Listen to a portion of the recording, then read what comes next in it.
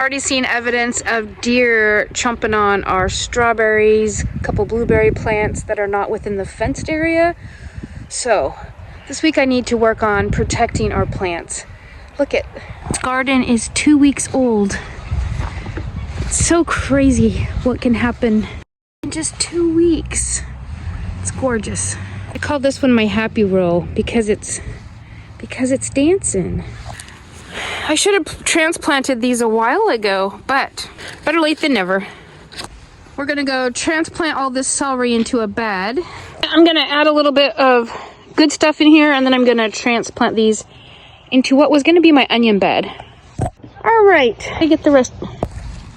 When you want some, you just come out and take the outer stalks. All of the celery has been planted, and I got the chamomile planted as well. I planted these very close together just to have a really thick patch of them. I'm hoping that they'll just reseed themselves at the end of this season, and I can just have a little chamomile patch here. So the deer will eat the leaves, so we're gonna take these away. Our little berry.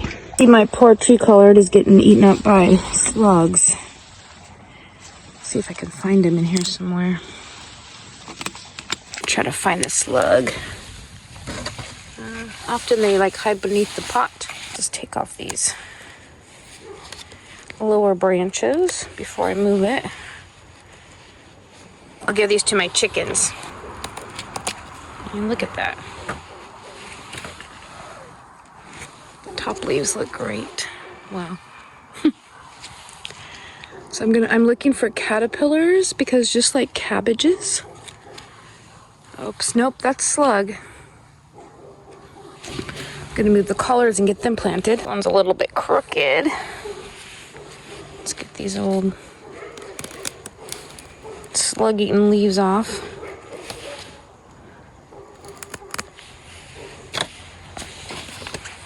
I put these down here because it was so windy. They were getting blown off the table, which put them right where the slugs could get down to them. And they've been there for like 2 or 3 weeks, and I just haven't really checked them. So unfortunately, there's a little damage done here. To move all these also, I just grabbed a raspberry and a blueberry, and I'll come back for the rest. Here at the end, I'm gonna put the tree collards. They don't like to have their feet wet, and it gets real swampy around here in the winter. So I think this little bit of buildup will help them stay healthy. And they're gonna grow tall. Took down the netting I had. Often we'll put netting over this to protect the plants in here from things eating them, or if there's cabbages, the cabbage moths. So I could still cover all of that and leave this open for these friends to grow really tall. So there they are. The youngest 3 are in the front. And then the oldest 5 that are taller, I've put in the back.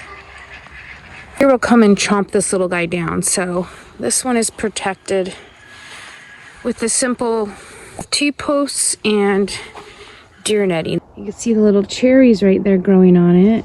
This stuff is pretty sturdy. I think it works better than, there's another kind that rips a lot easier.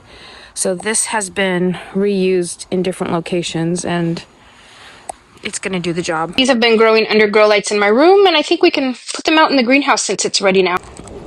Let's take our wagon of plants to the greenhouse for protection. My beautiful basil plants that I brought in here a week ago are not loving it. I think it's getting too cold at night because it's still in the 40s, but it's supposed to start having lows in the 50s, I think in a week or 2, and I think they're going to snap out of it and be beautiful again.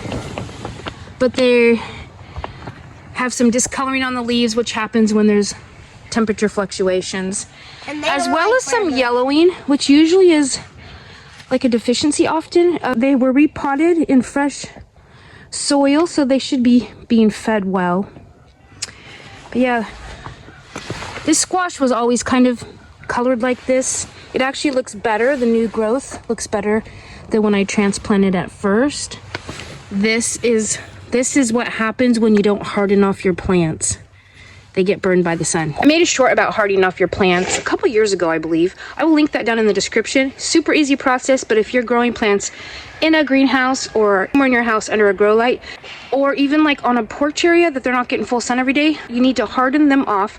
That just means toughen them up so they're used to the strong rays of the sun before you take them fully out. And it's a super easy process. It just takes time. Introduce them to the sun a little bit more each day until they're acclimated. Peas are only 1 week old and they are just starting to pop out of the soil.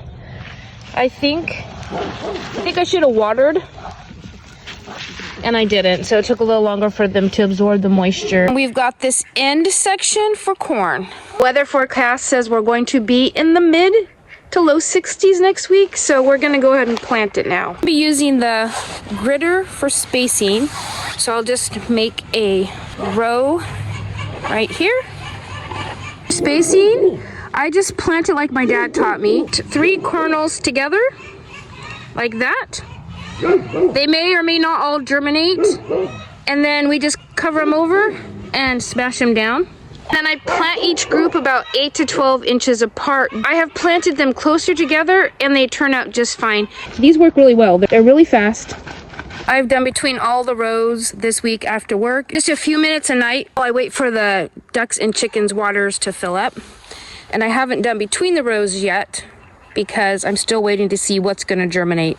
Our apple trees are all protected with a fence, these young ones. So a friend of mine gave me this squash plant, and I'm going to transplant it and put it in this pot for this year. I'm just going to gently pull it out. This is nice and moist and loose. And I want to keep the level of the pot with the same as the level as here. I want to get it nice and thoroughly watered. Since moving them in, they've grown some more leaves. You can still see where they got chopped off, but they're looking pretty good. Nice and safe in here. The radishes, they're a good size to eat the greens. So the radish tops are developing and the roots are still quite small. 1 week I wasn't able to get like all the fencing up and stuff I wanted, but that will be my goal this summer, is to get permanent fencing up in different spots around the property so that the deer, ducks, dogs, chickens can get in and make a mess. Like I'm hearing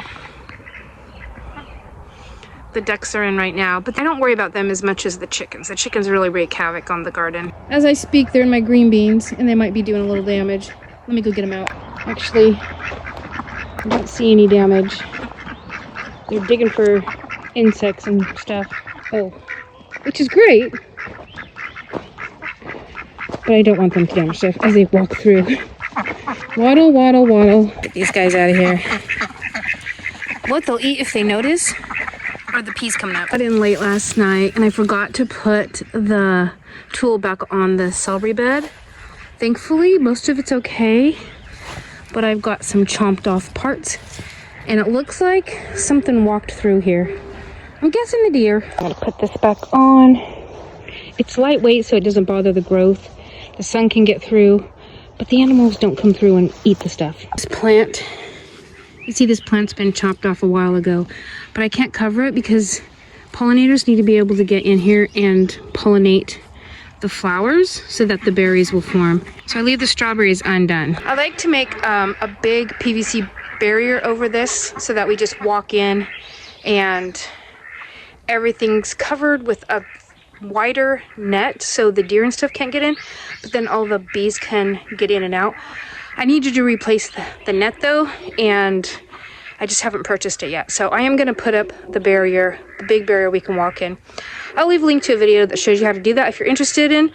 And it's like probably 7 feet tall, 8 feet tall. It covers this bed and this area. You can just pull up the netting and go under and do everything we need to do. And it's 100% protected from all the little critters that can get in there. This won't keep something from walking through it, but it'll protect it from being chomped from the outer edges. And hopefully I can get this entire area covered in the next week because the strawberry bed is getting munched as well. That back there is a bed that I'm currently creating. I started on it last year and then I just never got finished with it. So I've been continuing to pile it and compost in place right there. It's going to be so fertile. I haven't exactly decided what I want to put in there, but I think I'm going to put onions in it for next year. Main focus this year is going to be on getting fencing up, just getting systems into place to make it easier and quicker to grow things and harvest things and just keep everything in order.